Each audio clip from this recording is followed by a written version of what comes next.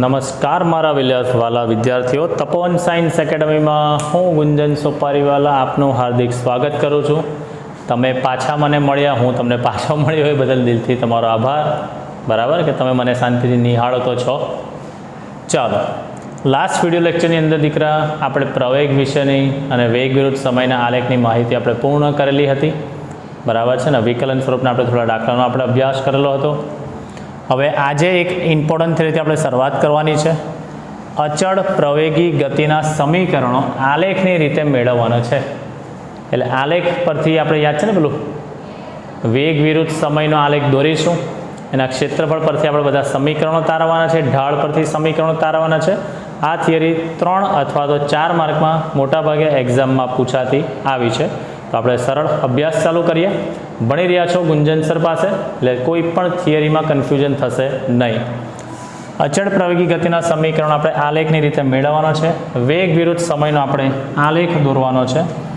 તો હું અહીંયા દોરું છું આલેખ. ચાલો સમજો દીકરાની અંદર એક્સ અક્ષ પર કઈ રાશિ આવશે? ટી. અને વાય અક્ષ પર રાશિ આવશે આપણી વેગ. ગતિમાન પદાર્થનો જે આલેખ છે તે આલેખ ફોર એક્ઝામ્પલ ધારો કે આ રીતનો એનો આલેખ છે. બરાબર. અહીંયા ટી બરાબર 0 સમયે એનો પ્રારંભિક વેગ v0 છે. અને ટી બરાબર અહીંયાથી હું એક્સ અક્ષ પર લંબ દોરું છું. ફોર એક્ઝામ્પલ અહીંયાથી હું એક્સ અક્ષ પર આમ લંબ દોરીશ તો મને અંતિમ સમય ટી બરાબર ટી મળે છે. અને વાય અક્ષ પર લંબ દોરીશ તો મને અંતિમ વેગ v મળે છે. બરાબર છે. ઘેરાયેલો ભાગ આની અંદર કેટલો બનશે તો એ શોધવા માટે હું અહીંયાથી આ બિંદુ પરથી હું એક્સ અક્ષને સમાંતર હું એક લાઈન ડ્રો કરી રહ્યો છું. બરાબર, કે જેથી તમને અહીંયા બે ભાગ તમને જોવા મળે. આ નીચે ઘેરાયેલો ભાગ જે છે આઈ થિંક તમને દેખાશે દીકરા, લંબચોરસ ભાગ દેખાશે, જેને હું હાઇલાઇટ કરી રહ્યો છું હાલના ધોરણે. હા, બરાબર. એને નામ આપી દઈશું આપણે. આ બિંદુ O, અહીંયા નામ આપું છું પહેલાં બિંદુ A, અને આ બિંદુ પર એનો પ્રારંભિક વેગ આપણે લીધો જ છે. અહીંયા કેટલો ધારેલો છે પ્રારંભિક વેગ? v0. O, A, B, અને અહીંયા બિંદુ લઉં છું આ C.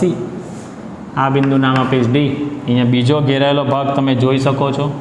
આ ઉપર કાટકોણ ત્રિકોણાકાર જે પ્રદેશ છે તેનો હું આ રીતે લાઈન દોરું છું. આ બંને ભાગનું હું ક્ષેત્રફળ શોધું તો મને પરિણામી સ્થાનાંતર અંતર મને અહીંયા મળી શકે છે. એટલે આ બે ભાગ તમને મેં આખા અલગ આકૃતિમાં દર્શાવેલા છે. કચરાથી લખવાની શરૂઆત કરીશું કે ધારો કે કોઈ ગતિમાન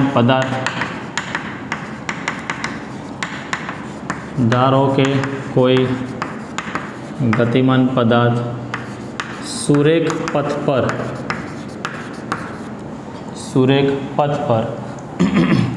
અચળ પ્રવેગી ગતિ, તો આપણે લખી શકીએ સુરેખ પથ પર એ જેટલા પ્રવેગથી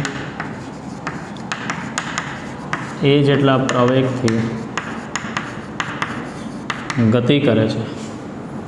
બરાબર, એ જેટલા પ્રવેગથી ગતિ કરે છે. આપણે ધારી દઈએ આલેખ પરથી કહી શકાય કે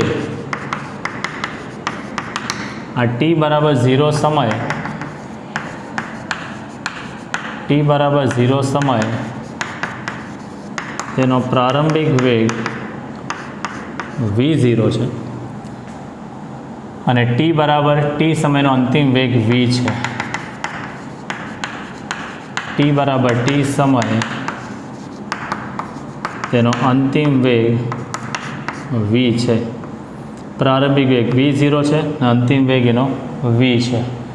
બરાબર. અહીંયા પ્રવેગ અચળ છે એટલે સરેરાશ પ્રવેગ ગણો કે કોઈ પણ પ્રવેગ ગણો કેવો હશે દીકરા, એ સરખો જ હશે, એને આપણે લખવાની જરૂર નથી.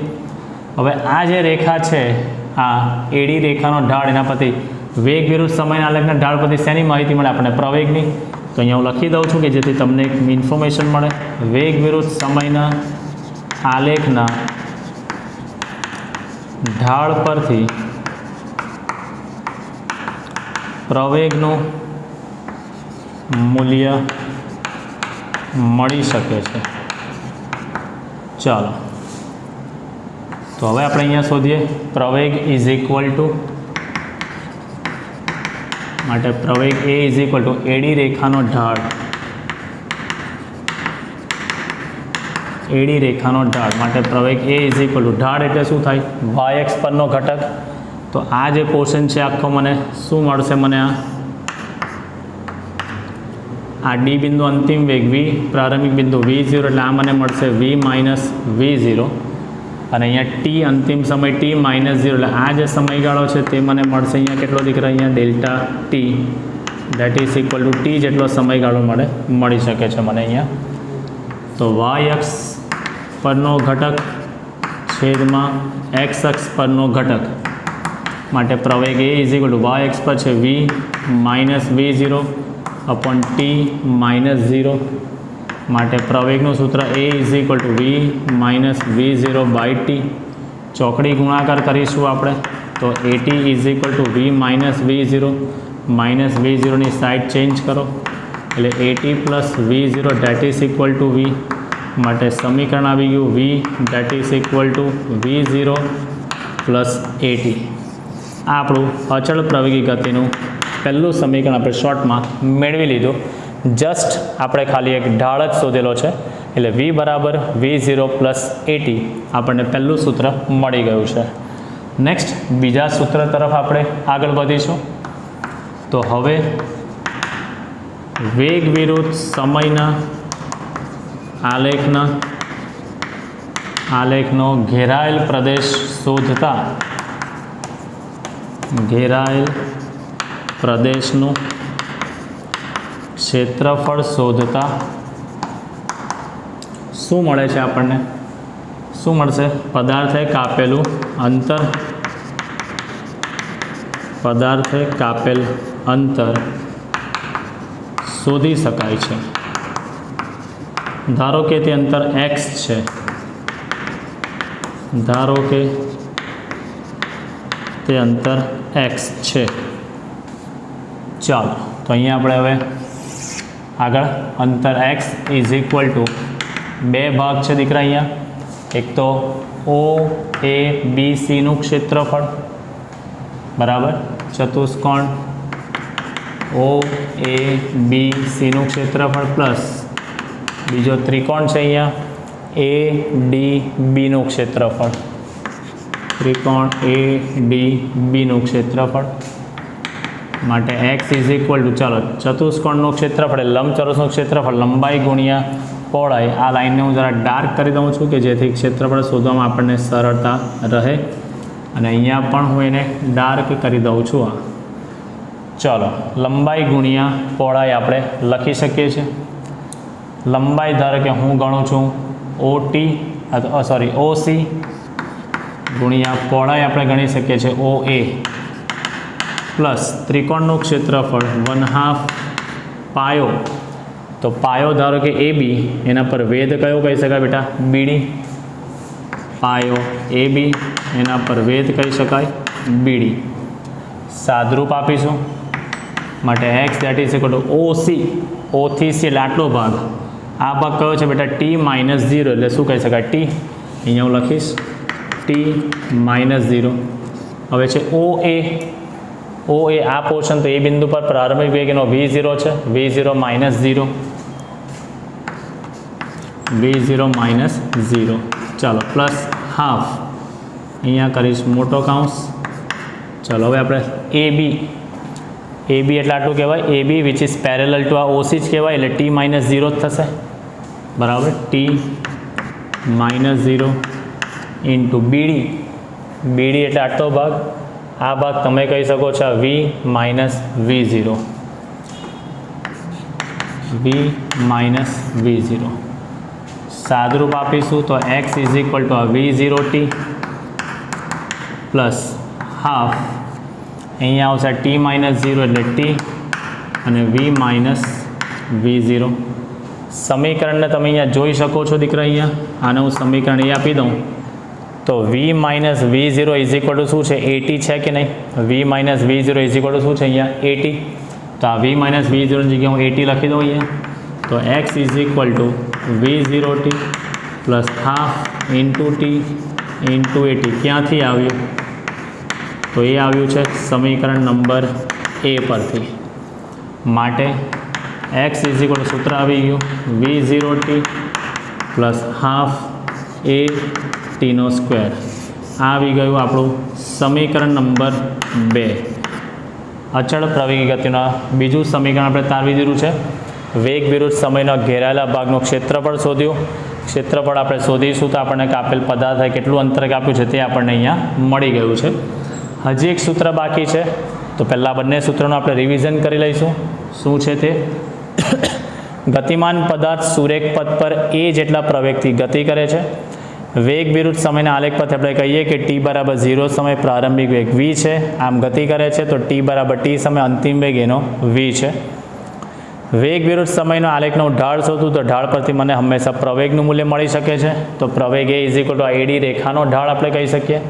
તો પ્રવેગ એ ઇઝ ઇક્વલ ટુ અહીંયા કહી શકાય વાય એક્સ પરનો ઘટક છેદમાં એક્સ એક્સ પરનો ઘટક.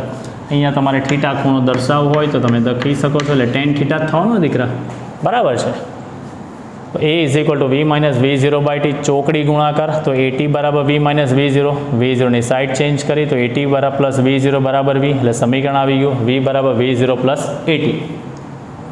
વેગ વિરુદ્ધ સમયના આલેખનો ઘેરાયેલો પ્રદેશ શોધીશ. તો ઘેરાયેલો પ્રદેશ અહીંયા 2 છે. લંબચોરસ OABCનું ક્ષેત્રફળ અને ત્રિકોણ ADBનું ક્ષેત્રફળ.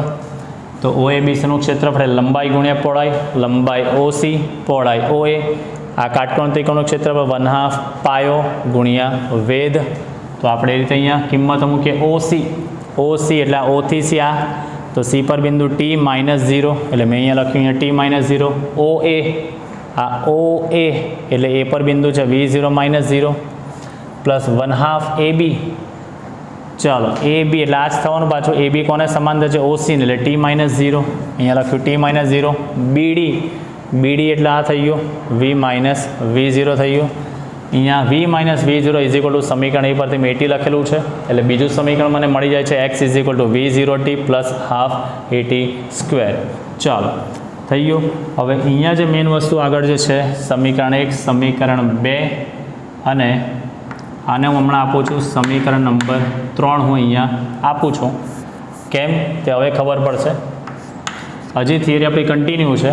આ પોર્શનને હું અહીંયાથી રિમૂવ કરીશ. ચાલો સાદરૂપ આપણે આપીએ સમીકરણ 3 પરથી. સમીકરણ 3 પરથી x ઇઝ ઇક્વલ ટુ શું સૂત્ર છે? V0t પ્લસ હાફ આ t into V minus V0. તો x ઇઝ ઇક્વલ ટુ આ V0t પ્લસ આને અંદર ગુણો દીકરા અહીંયા, એટલે આ થઈ જશે હાફ ટીને પહેલાં V સાથે ગુણો એટલે half VT plus minus minus half V0t. આખા V0tમાંથી અડધું V0t જતું રહે એટલે અડધું V0t તો હજી બચે, એટલે x ઇઝ ઇક્વલ ટુ અહીંયા થઈ જશે અડધું V0t પ્લસ અડધું VT. ચાલો તો આ સમીકરણ આપણું શું લખી શકાય? x ઇઝ ઇક્વલ ટુ અહીંયા શું લખી શકાય? અહીંયા 1/2 છે તો હું છેદમાં 2 લખી દઉં. અહીંયા V plus V0 into T લખાય કે નહીં? આ છેદમાં 2 લખ્યા. આ V પ્લસ V0 અને ટીને મેં અહીંયા કોમન કાઢેલો છે, બરાબર. આને હું આપું છું સમીકરણ નંબર 4. આને આપી દઉં છું દીકરા અહીંયા સમીકરણ નંબર 4. ચાલો હવે હું એને આગળ લઈ જાઉં છું. અહીંયા આ પોર્શન અહીંયાથી રિમૂવ કરું છું. અહીંયા થિયરીને આપણે કન્ટિન્યુ કરીશું. આ જે સમીકરણ 4 આવ્યું x ઇઝ ઇક્વલ ટુ આ V પ્લસ V0 બાય 2 અંતિમ વેગ વત્તા પ્રારંભિક વેગ ભાગ્યા 2 એટલે આ સરેરાશ વેગ થયું. એટલે આમ જોવા જઈએ તો આ સમીકરણ જે છે x ઇઝ ઇક્વલ ટુ આને શું કહી શકાય? V બાર ટી પણ કહી શકાય, જ્યાં V bar is equal to શું કહી શકાય દીકરા? સરેરાશ વેગ તમે કહી શકો છો V પ્લસ V0 ભાગ્યા 2. ચાલો આપણી પાસે x ઇઝ ઇક્વલ ટુ સૂત્ર આવ્યું છે V પ્લસ V0 ભાગ્યા 2 ઇન્ટુ ટી.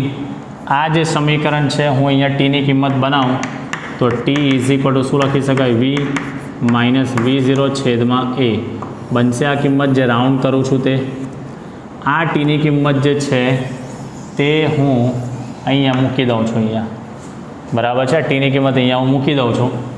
માટે x ઇઝ ઇક્વલ ટુ આ V પ્લસ V0 બાય 2 અને ટીની જગ્યાએ v minus V0 by a plus b a minus b એટલે એક્સ ઇઝ ઇક્વલ ટુ આ a square minus b square છેદમાં 2a થશે ને, એ plus b a minus b એટલે એ સ્ક્વેર માઇનસ બી સ્ક્વેર છેદમાં 2a, ચોકડી ગુણાકાર કરો એટલે ત્રીજું સૂત્ર આવી ગયું v square minus V0 square is equal to 2ax. આને કહી દઈએ સમીકરણ નંબર 1, 2, 3, 4 અને આને કહી દઈએ છીએ આપણે સમીકરણ નંબર 5. ચાલો, તો સમીકરણ આગળ જે તારવેલું હતું તે આઈ થિંક અહીંયા છે. સમીકરણ 1, સમીકરણ 2 અને સમીકરણ 5 એ અચળ પ્રવેગી ગતિના સમીકરણો છે. બરાબર, અહીંયા હું લખું છું સમીકરણ 1, સમીકરણ 2 અને સમીકરણ 5 એ અચળ પ્રવેગી ગતિના સમીકરણો છે. હવે આ જે સમીકરણો દીકરા આપણે જે તારવ્યું છે તેમાં એક્સ એ એનું અંતિમ સ્થાન છે અને પ્રારંભિક સ્થાનને આપણે 0 ધારેલું છે તેવું માનવાનું છે. કારણ કે અહીંયા આપણે t બરાબર 0 સમયનું પ્રારંભિક સ્થાન આપણે શું લઈશું? 0 છે તેવું ધારી દઈશું. બરાબર છે. જો ધારો કે પ્રારંભિક સ્થાન 0 ન હોય, તો આ જે સમીકરણ આપણે જે તારવ્યા સમીકરણ 1, 2 અને 5 એ કેવી રીતે લખી શકાય તે હવે હું થોડું બોર્ડને ઇરેઝ કરીને અહીંયા લખીશ. બરાબર, આપણા કિસ્સાની અંદર જે સૂત્ર તારવવાનું છે દીકરા, જે 3 તારવ્યા એમાં t બરાબર 0 સમયનું પ્રારંભિક સ્થાન આપણે લીધું છે દીકરા, કયું? 0 લીધેલું છે. અને t બરાબર t સમય અંતિમ સ્થાન x લીધું છે. એટલે એનું સ્થાનાંતર ગણો કે અંતર ગણો, x માઇનસ 0 એટલે x જ થવાનું છે. એટલે મેં ડાયરેક્ટ અહીંયા x જ લખેલું છે. પણ જો ધારો કે પ્રારંભિક સ્થાન એનું 0 ન હોય તો તે કિસ્સામાં આપણે સૂત્ર શું લખી શકીએ તે હવે અહીંયા હું લખીશ. ચાલો, આપણી પાસે જે 3 સૂત્રો છે તે કન્ટિન્યુ થિયરી છે હજી.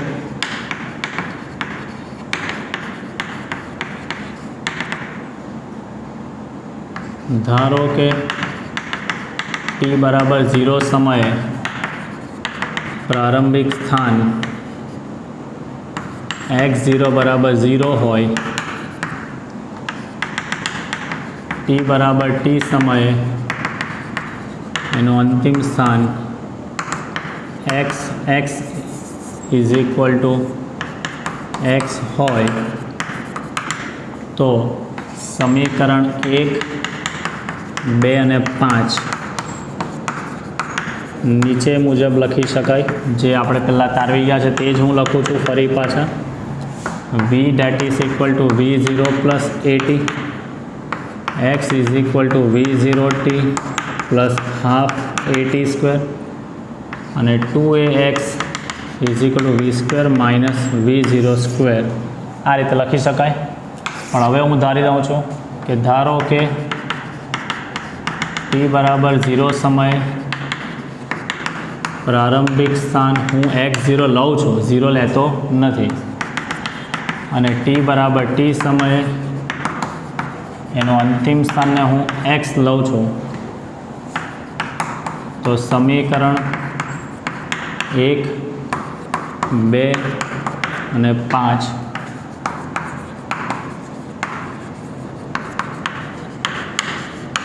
નીચે મુજબ લખી શકાય. પહેલા સમીકરણમાં તો સ્થાન છે જ નહીં એટલે પહેલું સમીકરણ તો એઝ ઇટ ઇઝ રહેશે. બીજું સમીકરણ જે છે x વાળું તો x માઇનસ x0 લખાશે, અંતિમ સ્થાન માઇનસ પ્રારંભિક સ્થાન is equal to v0t plus half at square. આપણે અંતિમ સ્થાન લખવું હોય તો આને સાઈડ ચેન્જ કરી દો, માટે x is equal two x0 plus v0t plus half at square. આ પહેલું સમીકરણ છે, આ બીજું, અને ત્રીજું સમીકરણ 2ax ની જગ્યાએ 2ax minus x0 is equal two v square minus v0 square. એટલે ખાલી જો પ્રારંભિક સ્થાન 0 ન હોય તો આપણે x0 અંદર આ રીતે ઉમેરવાનો રહેશે. બરાબર, તો આ હતી દીકરા અચળ પ્રવેગી ગતિના સમીકરણો આલેખની રીતે. અથવા તો પરીક્ષામાં એવો બી સવાલ પૂછી શકે, વેગ વિરુદ્ધ સમયના આલેખ પરથી અચળ પ્રવેગી ગતિના સમીકરણો તારવો, તો પણ આ જ સવાલ તમારે લખવાનો છે. પેમ્પલેટમાં બાજુમાં લખી દેજો, વેગ વિરુદ્ધ સમયના આલેખ પરથી અચળ પ્રવેગી ગતિના સમીકરણો તારવો તો પણ તમારે આ જ જવાબ લખવાનો રહેશે. બરાબર છે. ચાલો, તો આ તે આપણી થિયરી અહીંયા કમ્પ્લીટ કરી છે. નેક્સ્ટ હવે જે વસ્તુ જે છે દીકરાની અંદર તે આપણે ઉપયોગ કરવાનો છે સંકલનની રીતે બી, કલનશાસ્ત્રની રીતે પણ આપણે આ સમીકરણો તારવાના છે.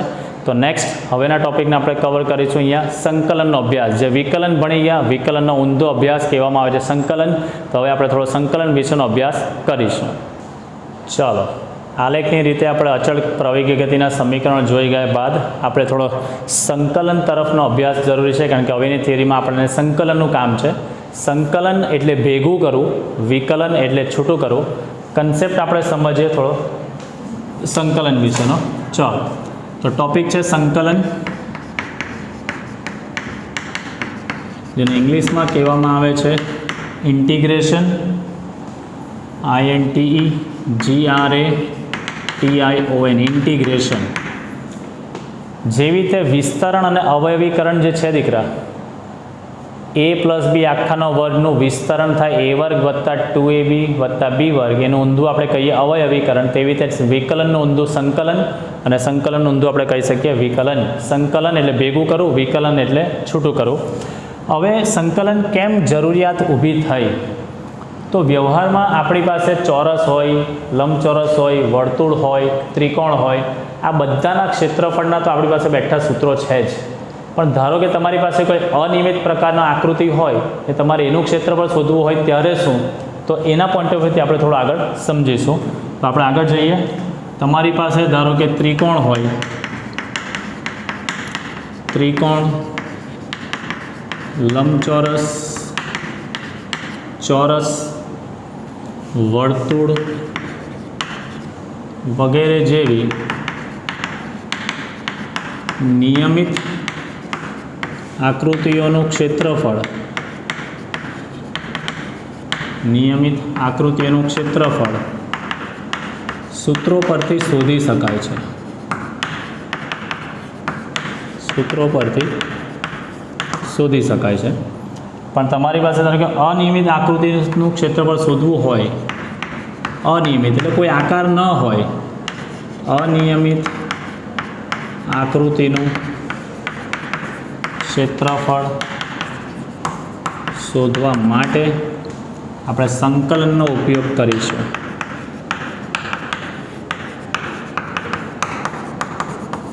હવે એ સંકલન તરફ કઈ રીતે આપણે વધી શકીએ તે હું તમને કહું. ફોર એક્ઝામ્પલ, તમારી પાસે કોઈ એક આલેખ છે અને એ આલેખની અંદર આકારની આપણે વાત કરીએ, અહીંયા એક્સ અક્ષ, અહીંયા વાય અક્ષ. આલેખનો આકાર ડેટ મીન્સ કંઈક આ રીતે છે, આવો આકાર છે. હવે આ આકાર છે, તમારે ઘેરાયેલા ભાગનું ક્ષેત્રફળ શોધવું હોય તો સ્વાભાવિક વસ્તુ છે કે અહીંયાથી આ ભાગનું ક્ષેત્રફળ શોધવું હોય. હવે અમનીયમાં તમે જોઈ શકો કોઈ આકાર જ નથી આની અંદર, બરાબર? આની અંદર કોઈ આકાર જ નથી. તો હવે તમે કઈ રીતે આનું ક્ષેત્રફળ શોધી શકો? નથી ચોરસ, નથી લંબચોરસ, નથી કંઈ. તો તમારે આવા કિસ્સામાં શું કરવાનું? આ આખો જે ઘેરાયેલો ભાગ છે તેને તમારે નાના નાના ભાગમાં શું કરવાનું? એને વિભાજિત કરી દેવાનું રહેશે. ફોર એક્ઝામ્પલ, અહીંયાથી મને નાની નાની પટ્ટી પાડી દઉં. આ પહેલી પટ્ટી, બરાબર, આ બીજી પટ્ટી, ત્રીજી, ચોથી, પાંચમી, છઠ્ઠી, આ 6 પટ્ટીમાં હું વિભાજિત કરી દઉં છું. બરાબર, આ રીતે એને 6 પટ્ટીમાં મેં એને વિભાજન કરી દીધું છે. આ પહેલી પટ્ટીને કહીએ x0, આ પટ્ટીનું નામ આપું છું x. ધારો કે n પટ્ટીમાં વિભાજિત કરી છે તો આને હું કહું છું xn કહું છું. બરાબર, આ દરેક પટ્ટીના ભાગનું તમે ક્ષેત્રફળ શોધો. પહેલાં આ પટ્ટીનું ક્ષેત્રફળ શોધો. હવે તમને વિચારો કે સાહેબ કેવી રીતે ક્ષેત્રફળ શોધી શકાય? તો આ પટ્ટી પરથી અહીંયાથી આમ લંબ દોરે, એટલે આ પટ્ટીને આગળ લઈ જાઓ તો આ લંબચોરસને આ નાનો ત્રિકોણ જેવો મળે, બરાબર. ત્યારબાદ અહીંયાથી આ પટ્ટીને તમે ઓર આગળ લઈ જાઓ તો આ બીજો નાનો ભાગ, આ બીજો તમને નાનો ભાગ મળે અને ઉપર તમને થોડો ત્રિકોણાકાર ભાગ મળે, બરાબર. ત્યારબાદ તમે અહીંયાથી આગળ તમે લઈ જાઓ આ રીતે આમ. તો હવે તમે ધારો કે આ ભાગનું ક્ષેત્રફળ શોધો અહીંયા. એટલે એવા દરેકે દરેક નાની નાની પટ્ટીઓને શું કરવાનું છે? તમારા ક્ષેત્રફળ શોધીને એ બધાને ક્ષેત્રફળનો સરવાળો કરો. સરવાળો કરો એટલે ભેગું કરો. એને આપણે ફિઝિક્સમાં શું કહીશું દીકરા? સંકલન આપણે કહીશું, બરાબર. તો અહીંયા મેઇન વસ્તુ, આલેખને નાની નાની પટ્ટી સ્વરૂપે વિભાજિત કરી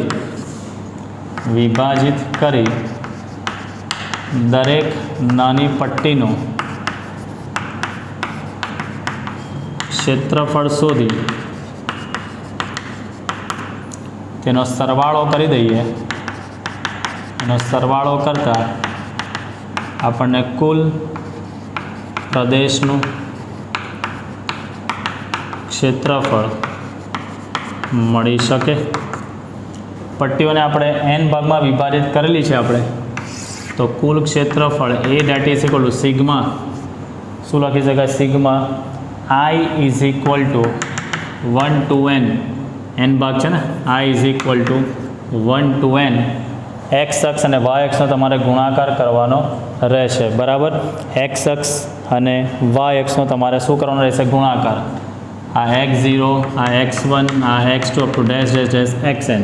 બરાબર, એટલે આપણે કહી શકીએ શું દીકરાની અંદર ગુણાકાર જે કરવો હોય તો ડેલ્ટા એક્સ ઇન્ટુ અહીંયા વાય. ડેલ્ટા એક્સ એટલે દરેક પટ્ટીઓ, x0થી x1 પહેલી પટ્ટી, x1થી x2, x2થી x3 ઓનવર્ડ્સ, એ દરેક પટ્ટીઓને તમે કહી શકો છો.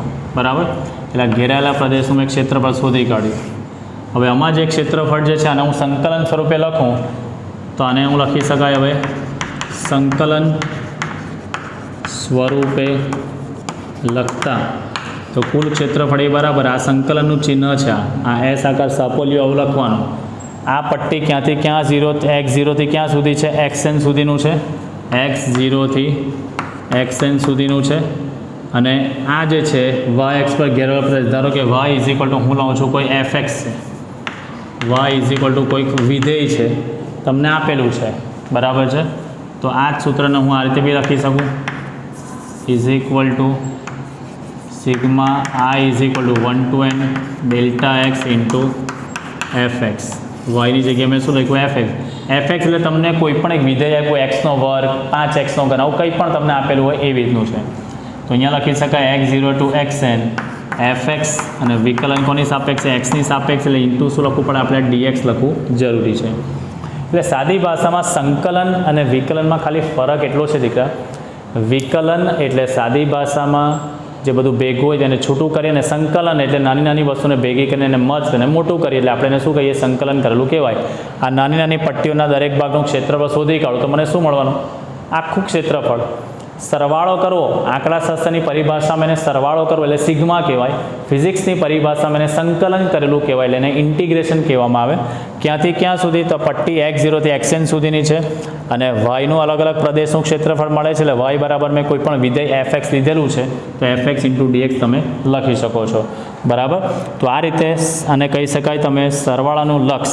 આ સરવાળો જે કર્યો સિગ્મા એટલે સરવાળો, સરવાળાના લક્ષને શું કહેવામાં આવે છે દીકરા? વિકલન કહી શકાય છે. તો અહીંયા લખી શકાય સરવાળાનું લક્ષ.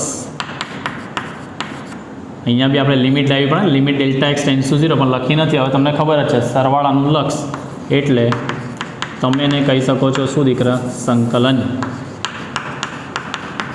સરવાળાનું લક્ષ એટલે તમે એને કહી શકો છો સંકલન. ચાલો, હવે મેન વસ્તુ આના પણ કેટલાક અગત્યના સૂત્રો છે, તો એ અગત્યના સૂત્રોની આપણે માહિતી મેળવીશું. આ સૂત્રો હું અહીંયા લખું છું. સંકલનના બેઝિકલી આમ તો બે પ્રકાર છે, એ હું અહીંયા લખું છું, નિયત અને અનિયત. સંકલનના બેઝિકલી બે પ્રકાર છે. પહેલું અનિયત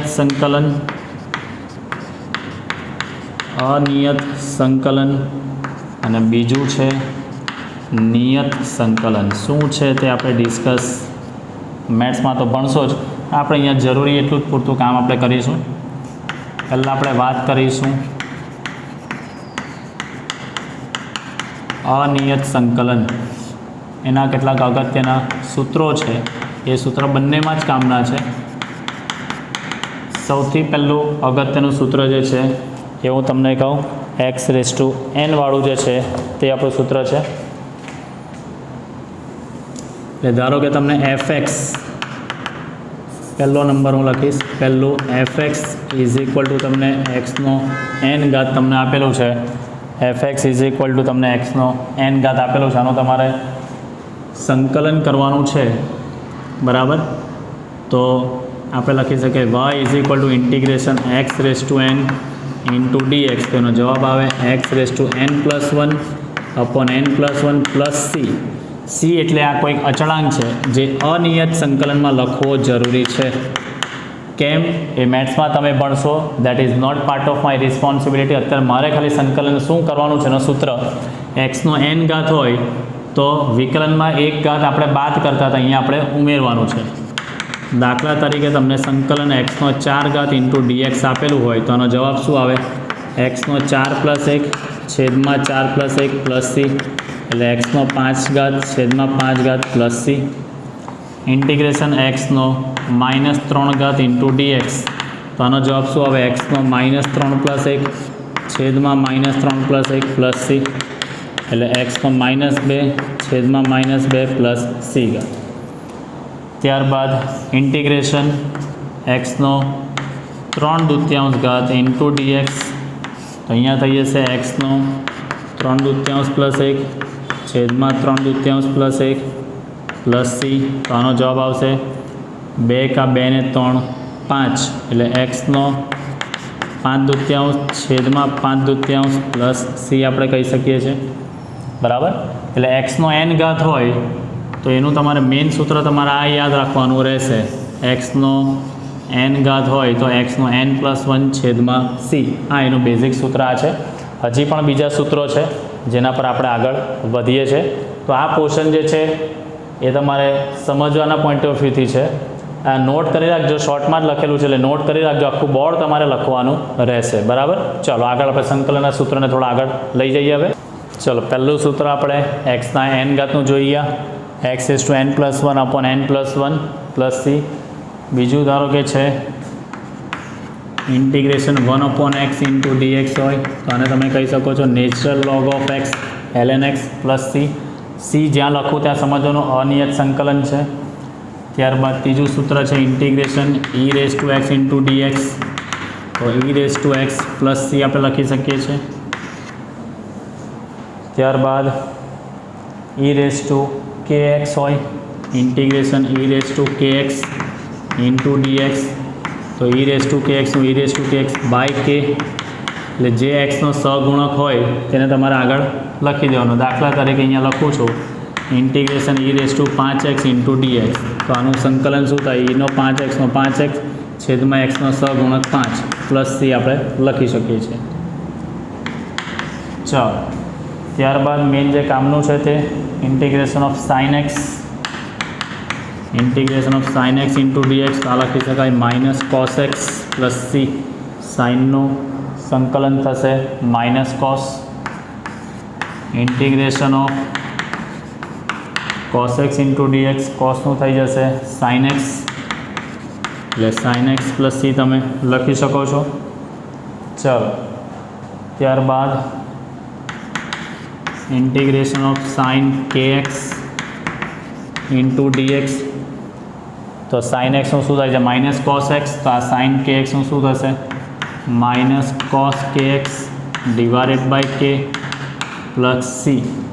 દાખલા તરીકે આપણે લેવું હોય તો integration sine 7x into dx, તો minus cos 7x by 7 plus c આપણે લખી શકીએ છીએ. ચાલો ત્યારબાદ integration of cos x, cos k x into dx, તો કોસનું શું થાય છે? જો અહીંયા સાઇન, તો આ લખી શકાય sign k x by k plus C. For example મારે લખવું હોય તો ઇન્ટિગ્રેશન ઓફ કોસ 9x, તો આ લખાશે શું અહીંયા? Sine 9x divided by 9 plus c.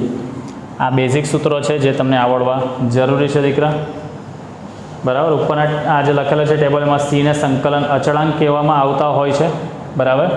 આ હતા બધા અનિયત સંકલનમાં સૂત્રો. ખાલી નિયત હોય તો બી સૂત્રો તો બધા જ છે, ખાલી આ સી નહીં આવશે. હવે હું તમને એક એક્ઝામ્પલ તમને નિયત સંકલનના હું તમને કરાવું, સમજો. નિયત સંકલનમાં ખાલી ફરક એટલો હોય કે તમને લિમિટ આપેલી હોય. લિમિટ એટલે શું હું તમને કહું? સીમાં આપેલી હોય. ફોર એક્ઝામ્પલ ઇન્ટિગ્રેશન તમને આપેલું છે એક્સનો 4 ઘાત ઇન્ટુ ડીએક્સ, લિમિટ છે 1 થી 2, આને કહેવાય લિમિટ 1 થી 2 એક્સનો 4 ઘાત ઇન્ટુ ડીએક્સ.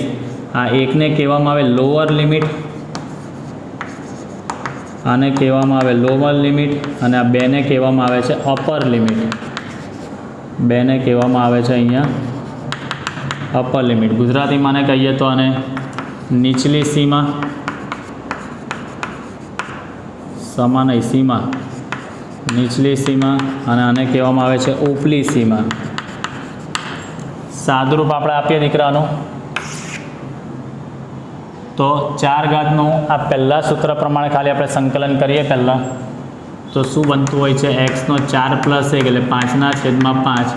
લિમિટ ક્યાંથી ક્યાં સુધીની છે? 1 થી 2 સુધી. તો અહીંયા આપણે આ સંકલન થઈ જાય એટલે લિમિટ આ રીતે આપણે લખવાની. ચલો આગળ લઈ જઈએ આને. જ્યાં એક્સ છે ત્યાં પહેલાં અપર લિમિટ મૂકવાની. એટલે અહીંયા શું લખી શકાય દીકરા? એક્સનો 5 ઘાતની જગ્યાએ હવે થઈ જશે 2/5 ઘાત, છેદમાં 5 તો છે જ, માઇનસ વચ્ચે કમ્પલસરી માઇનસનું જ ચિહ્ન આવે, બાદબાકી કરવાની છે. એટલે હવે એક્સની જગ્યાએ લોઅર લિમિટ 1 મૂકવાનું, એટલે 1/5 ઘાત છેદમાં 5. સાદુરૂપ આપો 2/5 ઘાત એટલે 32/5 માઇનસ 1/5, એટલે આનો જવાબ આવે 31/5. આનો જવાબ આવશે દીકરા 31/5. એનો જવાબ તમને મળી શકે છે. બરાબર છે. ચાલો, આ સૂત્ર જે છે એ બેઝિકલી મોસ્ટ ઇમ્પોર્ટન્ટ સૂત્ર છે નીટ લેવલના સ્ટુડન્ટ્સો માટે. આવું હજી એક ઉદાહરણ હું લઉં છું દીકરા સમજવા માટે, સમજો. બીજું એક્ઝામ્પલ લઈએ, ઇન્ટિગ્રેશન એક્સનો, ચાલો સહગુણકવાળો લઈએ આપણે. 3x³ ઇન્ટુ ડીએક્સ, લિમિટ છે ને 0 થી -2. ચાલો 0 થી -2 બની શકે, લિમિટ કોઈ પણ આવી શકે દીકરા. તો અહીંયા એક્સના ઘનનો સહગુણક 3 છે, તો એ 3 તો આગળ બહાર આવી જ જશે. એટલે ઇન્ટિગ્રેશન કોનું કરીશું? 0 થી -2 એક્સના ઘન ઇન્ટુ ડીએક્સનું જ કરીશું. આ 3 બહાર મૂક્યો, એક્સનો ઘન અહીંયા 0 થી -2 છે તે. ચલો સાદુરૂપ આપો 3, એક્સના ઘનનું શું થશે? એક્સનો 4 ઘાત છેદમાં 4 ઘાત. આ લિમિટ શું લખાશે? 0 થી -2. ચલો આ 3, હવે એક્સનો 4 ઘાત, તો જ્યાં એક્સ છે ત્યાં પહેલાં અપર લિમિટ એટલે -2/4 ઘાત છેદમાં 4 તો છે જ, વચ્ચે માઇનસ, એક્સની જગ્યાએ 0 એટલે 0/4 ઘાત છેદમાં 4. તો આ 3 કોઈ પણ ઋણ સંખ્યાનો બેકી ગાય તો જવાબ ધન જ આવે. 2/4 ઘાત એટલે 16/4 માઇનસ આ તો 0 જ રહેશે. 4 ચોક 16 એટલે 3 ઇન્ટુ આ 4 - 0 એટલે 4, 3 ચોક આનો જવાબ રહેશે દીકરા અહીંયા 12. એટલે આ તો નિયત સંકલન. એટલે અનિયત અને નિયતમાં ફરક ખાલી લિમિટનો છે. જ્યારે બી સંકલન સાથે સીમા આપવામાં આવે, નીચલી સીમા ઉપલી સીમાને આપણે જોડી દઈએ તો એ બની જતું હોય છે નિયત સંકલન. બાકી લિમિટ નહીં લખશો તો એ બની જતું હોય છે દીકરા અનિયત સંકલન બની જતું હોય છે. બરાબર. હવે હું જરાક આખો એક દાખલો સ્વરૂપે હું લઉં છું ને તમને એની પ્રેક્ટિસ કરાવું. આ સૂત્રોના આધારે શું છે તે આપણે જોઈશું. અહીંયા તમને એક દાખલો એવો આપેલો છે, ઇન્ટિગ્રેશન કૌંસમાં એક્સનો ઘન વત્તા e⁻x વત્તા a⁻x minus sin x into dx, આવું તમને આપેલું છે. હવે તમારે આનું સંકલન કરવાનું છે. આ બધા પદને અલગ અલગ કરી દો. એટલે ઇન્ટિગ્રેશન એક્સનો ઘન ઇન્ટુ dx બી લખાય, ઇન્ટિગ્રેશન e⁻x ઇન્ટુ dx બી લખાય, ઇન્ટિગ્રેશન a⁻x ઇન્ટુ dx બી લખાય. પછી અહીંયા માઇનસ છે તો minus integration sin x into dx પણ તમે લખી શકો છો. સૂત્ર પ્રમાણે એક્સના ઘનનું સંકલન શું થાય? એક્સનો 4 ઘાત છેદમાં 4 પ્લસ e⁻xનું e⁻x પ્લસ a⁻xનું a⁻axનું આઈ થિંક a⁻x નથી લખ્યું આપણે, તો હું અહીંયા e⁻5x કરી દઉં છું. અહીંયા e⁻5x, તો e⁻5xનું e⁻5xના છેદમાં 5 માઇનસ સાઇનનું શું થશે? સાઇનનું માઇનસ cos x, અને અનિયત છે એટલે લખાઈશું અહીંયા પ્લસ c. એટલે ફાઇનલ સ્ટેપ એક્સનો 4 ઘાત છેદમાં 4 plus e raise to x plus e raise to 5x છેદમાં 5 plus cos x plus c આપણે લખી શકીએ છીએ. બરાબર. હવે તમારે પેલા સૂત્રમાં એક લખવાનું રહી ગયું છે, ઉમેરો કરી દેજો. Integration a raise to x into dx હોય તો એ રેસ ટુ એક્સનું a raise to x divided by ln a natural log of a તમે એડ કરી દેવાનું તમારે રહેશે. બરાબર. ચાલો, ધારો કે તમને એક સૂત્ર આપેલું છે, જોજો બહુ સરસ છે. બીજો દાખલો, ઇન્ટિગ્રેશન એની લિમિટ છે r to infinite r to અનંત G M M by x square into dx G M M by x square into dx આવું આપેલું છે. તો કેવી રીતે થશે? અહીંયા ચલ કયો છે દીકરા? એક્સ. એટલે એક્સનું જ કામ છે, બાકીના બધા તો અચળાંક છે, સહગુણક છે, ને બહાર મૂકી દઈશું. એટલે ઇન્ટિગ્રેશનની બહાર આપણે G capital M small m bar integration આરથી ઇન્ફાઇનાઇટ 1/x સ્ક્વેર ઇન્ટુ શું લખી શકાય દીકરા? ડીએક્સ. બરાબર. ચાલો, આ G M small m as it is, આ ઇન્ટિગ્રેશન આર ટુ ઇન્ફાઇનાઇટ એક્સનો 2 ઘાત ઉપર જાય તો એક્સનો -2 ઘાત કહી શકાય દીકરા. અહીંયા આ 2 ઘાત ઉપર જાય તો -2 ઘાત. હવે આપણું પહેલું સૂત્ર તો છે જ, આ જી એમ એમ એક્સનો -2 ઘાતનું શું થશે? એક્સનો -2 + 1 અપોન -2 + 1. લિમિટ શું બનશે અહીંયા? આરથી ઇન્ફાઇનાઇટ. એટલે આ બનશે જી એમ એમ એક્સનો -1 છેદમાં -1 લિમિટ બનશે આરથી ઇન્ફાઇનાઇટ. બરાબર છે. સાદું રૂપ આપણે આપીશું જી એમ એમ આ -xનો ઋણ 1 ઘાત એટલે -1/x કહી શકાય ને. આ ઋણ ઉપર આપણને એક્સનો -1 ઘાત નીચે ગયું આર ટુ ઇન્ફાઇનાઇટ. ચાલો, હવે આ માઇનસ બહાર આપવું હોય તો બહાર આપી દો, -g એમ એમ. એટલે અહીંયા હવે ખાલી 1/x થઈ જશે આરથી ઇન્ફાઇનાઇટ. એટલે -g એમ એમ, આ એક્સની જગ્યાએ પહેલાં અપર લિમિટ એટલે 1/ઇન્ફાઇનાઇટ માઇનસ એક્સની જગ્યાએ લોઅર લિમિટ 1/r. ચલો, બરાબર છે.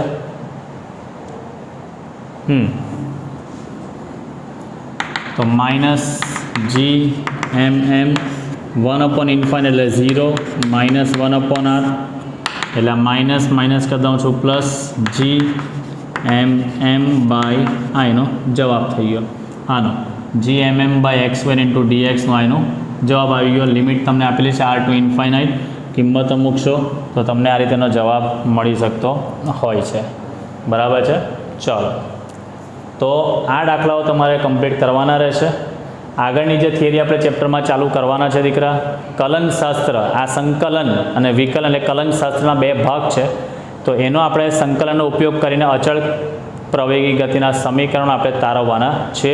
તો મળીએ આપણે ફરી પાછા નેક્સ્ટ વિડીયો મિટિંગમાં. ત્યાં સુધી આ સંકલનનો સારી રીતે અભ્યાસ કરીને જે દાખલા ગણ્યા છે તે તમારે નોટબુકમાં સંપૂર્ણ રીતે લખવાના રહેશે. બરાબર. મળીએ આપણે નેક્સ્ટ વિડીયો લેક્ચરમાં. જય હિન્દ, જય ભારત.